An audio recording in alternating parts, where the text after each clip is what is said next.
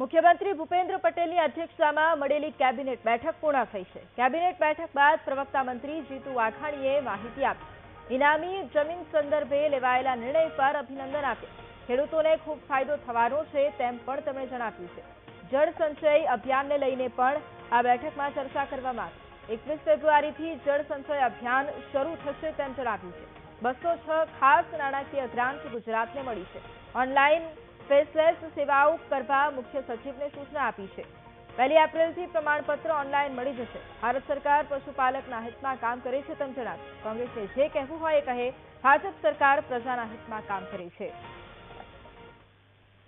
ભૂપેન્દ્રભાઈના અધ્યક્ષસ્થાને મળેલી આજની મંત્રીમંડળની બેઠકમાં ખાસ કરીને મંત્રીમંડળે મુખ્યમંત્રીશ્રીએ મહેસૂલ ક્ષેત્રે જે એક મહત્વનો નિર્ણય લીધો છે એના માટે ખાસ અભિનંદન પાઠવ્યા। આ નિર્ણયથી રાજ્યના અનેક ખેડૂતોને સીધો જ ફાયદો થવાનો છે।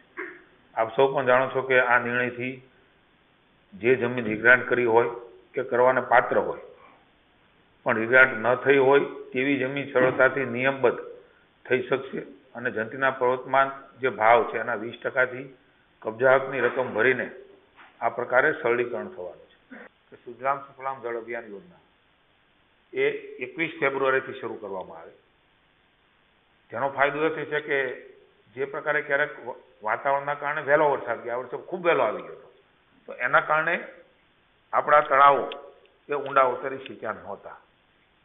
એટલા મહત્વાકાંક્ષી જે યોજના છે 21 ફેબ્રુઆરીથી શરૂ કરવાનો નિર્ણય માનનીય મુખ્યમંત્રીએ સૂચના આપી છે ને